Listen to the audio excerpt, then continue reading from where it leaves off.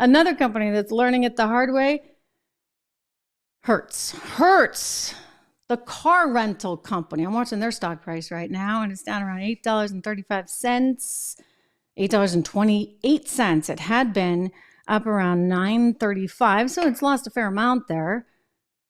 And it's because, well, we just learned that they're going to have to take a big write-off, like a $200 and some odd million investment that they had made in EVs. You see this?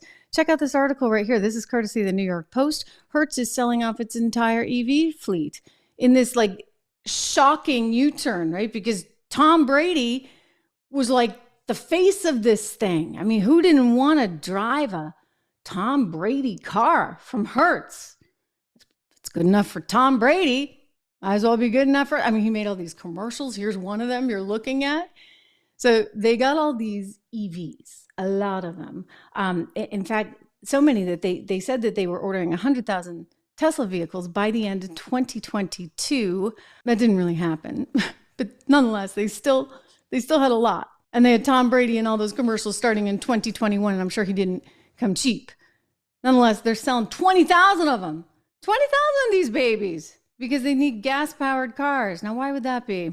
It seems that even though Tom Brady is the spokesperson for all this, it seems that when people are on the road and they're traveling and maybe they don't know where they are or where they're going and they therefore might be more apprehensive about finding gas, they tend not to rent the EV. Now, I got nothing against EVs. By the way, I love them. I drove a Tesla the other day just for fun to like check it out. I was looking for a new car and I actually wound up going with a gas one for a variety of reasons, which we can talk about another time.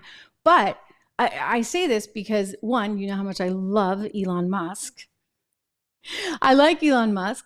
I believe in what he's doing. I think it's great that he has almost single-handedly tried to change this entire car industry. And he's gotten absolutely no thanks from the Democrats for it. You know that. So I have nothing against it. In fact, this is going to hurt Tesla, really, because Hertz was making this giant investment.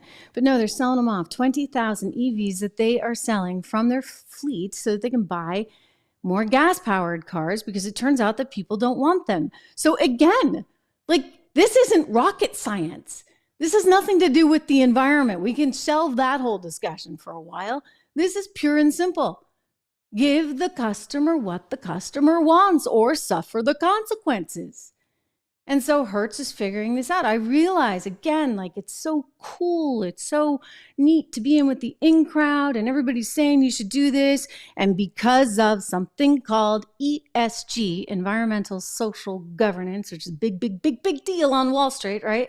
And everybody's buying into this. Larry Fink, who controls BlackRock, I mean, it controls somewhere around, I don't want to say like $8 to $10 trillion worth of assets. I mean, that's a lot of assets, considering that the GDP of the U.S. economy is somewhere around 2021. I mean, that's a lot of assets, the biggest asset manager in the world. And Larry Fink took this on. He's like, oh, this will be great. You know, we can pair capitalism with these altruistic things that we can do for the environment via ESG. Only problem is you got to make money.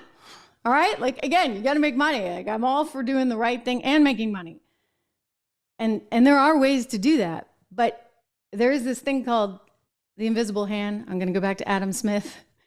You know, let's do a little Econ 101.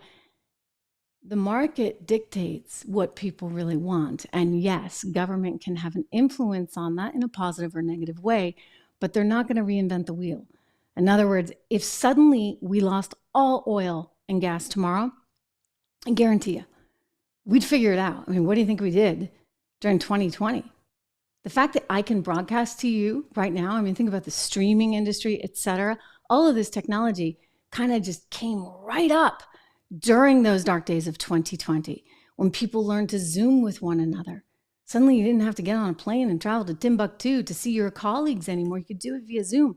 I mean, so much has changed. Why? Because human beings are resilient. And if you have the right system in place that rewards that resilience and rewards what the market wants, then guess what? It all kind of works out. Which is why Hertz kind of made a mistake, but they are smart to course correct. How's that for a little pun on words, right? A little course correction from Hertz. They're going to incur a $245 million charge. Can you believe that?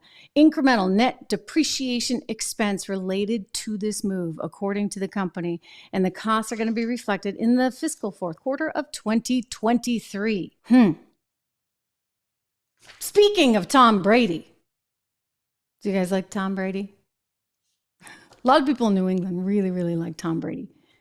You know, he was on the Patriots and everything. And the Patriots are losing their coach, Bill Belichick, who's like a big, big, big deal. Very synonymous with the Patriots in Boston.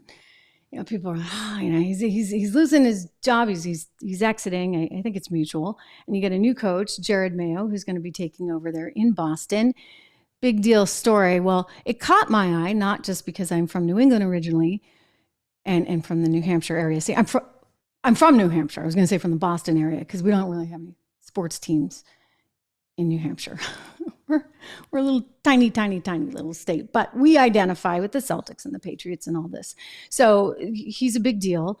Belichick was considered really, really, really, really great coach. And now he's being replaced, as I said, by Jared Mayo. And one of the former players at the Patriots, like, he's not taking this so well, I guess. So he decided to write a song. I don't know if he like wrote it down or just made it up on the fly and sing it into, I think, his cell phone and maybe put this out on social media. And it's a little jarring when you see it, but don't worry, he's fully clothed. I previewed it for you. I'm not going to do that to you. So his name is Chandler Jones, and he's really, really upset. So he wrote this ode to Belichick. And it's really funny, so I'm going to play it for you. Watch. Belichick, oh, how I miss you. I just want to kiss you. They just got rid of you. Oh, Bill Belichick, you didn't flatten that ball. It was Tom Brady. You didn't Spygate. You didn't Deflategate. He's innocent. And so why fire him? Oh, what a simpler time it was, right? When we were just talking about Deflategate all the time. I remember that. I was back at Bloomberg Television at the time, and that was the big debate. Like, we talked about it all the time. On the air, off the air. Did Tom Brady deflate the balls? I mean, it feels like an innocent time, does it not, ladies and gentlemen? Now we're talking about all kinds of other things. And you've got a president who was just told he could forfeit his trial there by the judge.